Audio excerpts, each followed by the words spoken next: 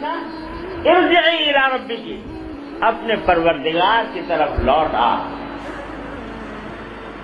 راضیۃ مرضیہ، کس طرح لوٹا کہ تو ہم سے راضی ہم تجھ سے راضی، اللہ اکبر، تو ہم سے راضی ہم تجھ سے راضی، فادخلی فی عبادی، آ کے میرے بندوں میں داخل ہو جا، وادخلی جنتی، میری جنت میں داخل ہو جا۔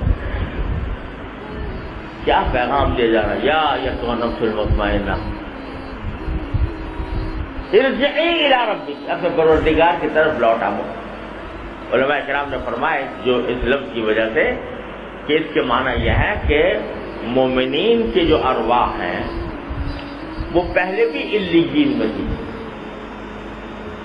علیین ایک مقام ہے عرش کے نیچے، اللہ تبارک و تعالی، تو وہاں نیک لوگوں کی ارواح وہاں پر رہتی ہیں، وہیں سے دنیا میں آتی ہیں اور پھر لوٹ کر وہیں جاتی ہیں، اس لیے ارجعی فرمایا، ارجعی الی ربک، اپنے پروردگار کی طرف لوٹ کے چلے جاؤ۔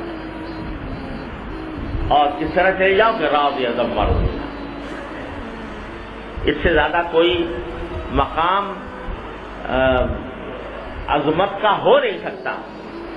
راضیۃ مرضیہ، تم ہم سے راضی اور ہم تم سے راضی۔ اللہ تبارک، کون کہہ رہا ہے؟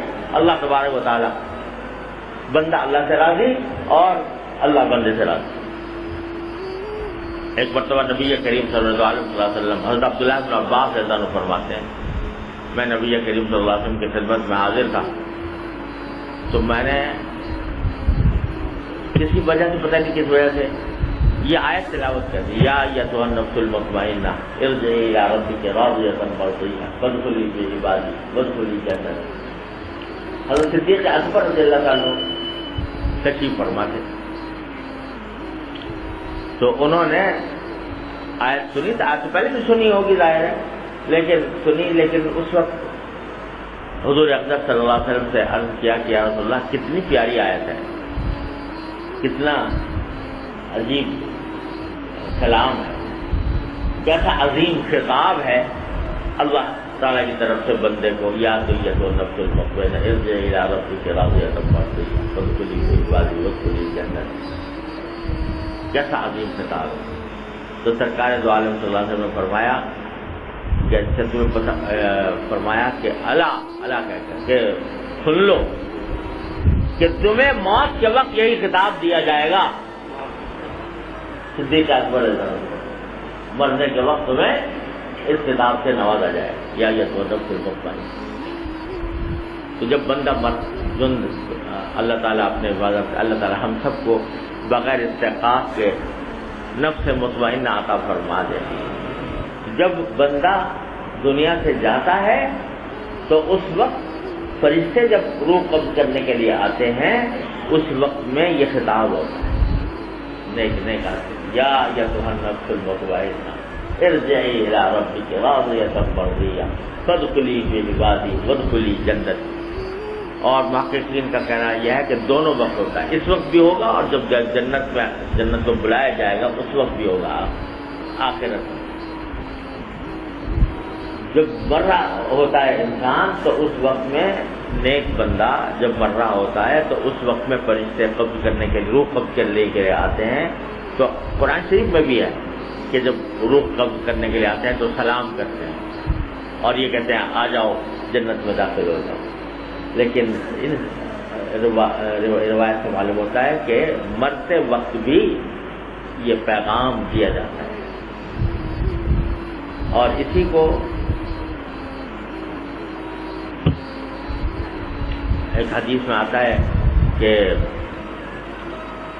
حضور اقدس صلی اللہ علیہ وسلم نے ارشاد فرمایا کہ من احب لقاء اللہ احب اللہ لقاء، جو اللہ سے ملنے کو پسند کرتا ہے، یعنی محبت رکھتا ہے، دل چاہتا ہے اس کا کہ اللہ تعالیٰ سے ملاقات ہو، اللہ بھی اس سے ملنے کو پسند کرتا ہے۔ تو حضرت عائشہ صدیقہ رضی اللہ تعالیٰ عنہا نے رسول کریم صلی اللہ علیہ وسلم سے پوچھا کہ یا رسول اللہ یہ جو ہے کہ آپ نے فرمایا کہ جو اللہ سے ملنے کو پسند کرتا ہے اللہ سے ملنے کو پسند کرنے کا تو یہی راستہ ہے کہ موت آئے. موت کے بغیر تو اللہ میں سے ملاقات ہو نہیں سکتی. تو اب موت کو تو ہر ایک آدمی ناپسند سمجھتا ہے. کوئی نہیں چاہتا کہ مجھے موت آ جائے. تو اس کے معنی یہ کہ یہ تو کسی کو حاصل ہی نہیں ہوگا کبھی یہ کہ اللہ تعالیٰ کی ملنے سے محبت ہو، یعنی کہ خواہش ہو کہ میں مر جاؤں. تو رسول کریم صلی اللہ علیہ وسلم فرمایا کہ نہیں، بات یہ ہے کہ جب مومن کے نزع کا وقت آتا ہے اور روح قبض ہونے لگتی ہے تو اس وقت اللہ تبارک و تعالیٰ کی طرف سے اس کو جنت کی بشارتیں دی. ملائکہ اس کو جنت کی بشارتیں دیتے ہیں. اب بعض اوقات جنت کے مناظر بھی اس کو دکھائے جاتے ہیں عین نزع کی حالت. تو اس وقت میں جب وہ دیکھتا ہے تو اس وقت اس کو اللہ تبارک و تعالیٰ سے ملاقات کا ایک شوق پیدا ہوتا ہے، اس کی ایک محبت اس کے دل میں آتی ہے. یہ مراد ہے من احب لقاء اللہ احب اللہ، کہ جب زندگی بحیثیت مجموعی اللہ تبارک و تعالیٰ کی رضامندی کے مطابق گزاری اور نزع کے وقت میں پہنچا تو اس وقت میں یہ مناظر دکھائے گئے، اس کا دل چاہتا ہے کہ میں چلا جاؤں جلدی اللہ کے پاس. تو احب اللہ لقاء. تو معلوم ہوا کہ بندے کو جب یہ نفس مطمئنہ کو عین نزع کے وقت میں بھی اللہ تبارک و تعالیٰ اس کو پہنچا دیتے ہیں اور یہ پیغام آ جاتا ہے اللہ تعالیٰ کی طرف. بعض لوگوں نے دیکھا بھی، حافظ ابن کثیر رحمۃ اللہ علیہ نے تفسیر میں قصہ لکھا ہے کہ حضرت عبداللہ بن عباس ہی کا، حضرت عبداللہ بن عباس جن کی میں نے ابھی ان کا واقعہ لکھا ہے کہ ان کی جب وفات ہوئی تو ایک عجیب و غریب قسم کا پرندہ دیکھا گیا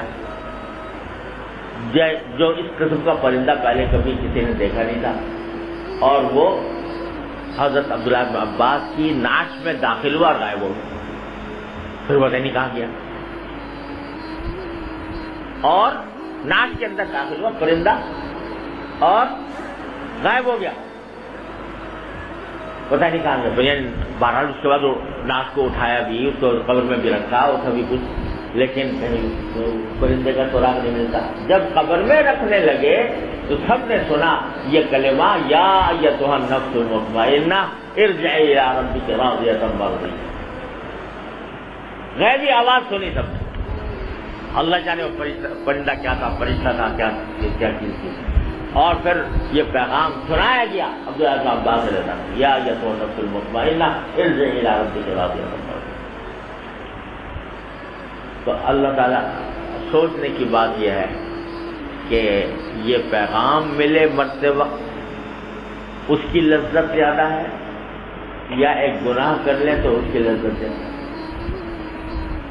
ایک گناہ کر لیں چند لمحے کے لیے اس کی لذت حاصل کر لیں وہ مزہ زیادہ ہے، یا مرتے وقت پر میرا پروردگار یوں پکار کر کہہ دے کہ اے نفس مطمئنہ اپنے پروردگار کے طرف لوٹ آیا، ہم تجھ سے راضی، تو ہم سے راضی. کس کی لذت زیادہ؟ ایک لذت ہے ہو کے ختم ہو جائے گی، خارج کی لذت ہے وہ بیماری پیدا کرے گی اور زیادہ پیدا کرے گی، اور ایک لذت ہے صحت کی لذت ہے، عافیت کی لذت ہے، مستقبل کی صلاح و فلاح کی لذت ہے. اللہ تبارک و تعالیٰ کی رحمت سے اس کی فکر ہمیں عطا فرما. تو سب سے پہلا درجہ تو امارہ کو لوامہ بنانا. امارہ غفلت میں ہوتا ہے، الحمدللہ جب لوامہ بن گیا تو راستہ کھلا. اب راستہ کھلا، اس کے اوپر کوشش کرتے چلے جاؤ اور کوشش کر کے یہ آگے اس کو مطمئنہ میں تبدیل کرو. یہاں تک کہ بعض مفسرین نے تو یہ کہہ دیا کہ جو لوامہ ہے وہی مطمئنہ ہے، جو لوامہ ہے وہی مطمئنہ ہے. کیا مانا کہ جب لوامہ ہو گیا تو انشاءاللہ یہ ملامت جو اس کے دل میں پیدا ہو رہی ہے، جو افسوس اور جو ندامت اس کے دل میں پیدا ہو رہی ہے، یہ لے جائے گی اس کو کسی نہ کسی طرح انشاءاللہ لے جا کر اس کو مطمئنہ بنا دے گا، لبامہ ہی کو مطمئنہ بنا دے گا۔ بہرحال حاصل سب باتوں کا ایک ہی ہے، جو کہ اس نفس کو سیدھا کرنے کے لیے، اس کو پاکیزہ بنانے کے لیے اپنی ناجائز خواہشات نفس کے اوپر چھریاں چلانی ہوں گی۔ وہ چھریاں چلانے کا سلسلہ شروع کر دو، بس یہ پیغام ہے۔ وہ چھریاں چلانے کا سلسلہ شروع کر دو۔ کس طرح کرو؟ اللہ نے موقع دیا تو باقی ایک دو دن میں اس کی تفصیل اللہ کر دوں گا۔ اللہ تعالیٰ کی رحمت سے عمل کی توفیق عطا فرمائے۔ لیکن اصل بات یہ اہمیت سمجھنے کی ہے کہ اس نفسانی خواہشات کے چکر سے کس طرح نکلنا ہے۔ یہ تحیہ کرنا ہے، عزم کرنا ہے۔ اے اللہ تعالیٰ سے مانگنا بھی ہے، عزم بھی کرنا۔ اللہ تعالیٰ یا اللہ مجھے اس چکر سے اس کے نکال، یہ شروع کرو۔ پھر کس طرح اس طرف سے پیش قدمی ہوگی۔ اب وقت کافی زیادہ ہو گیا، انشاءاللہ اللہ نے چاہا باقی کل ول کو عرض کروں گا۔ وآخر دعوانا الحمدللہ رب العالمین۔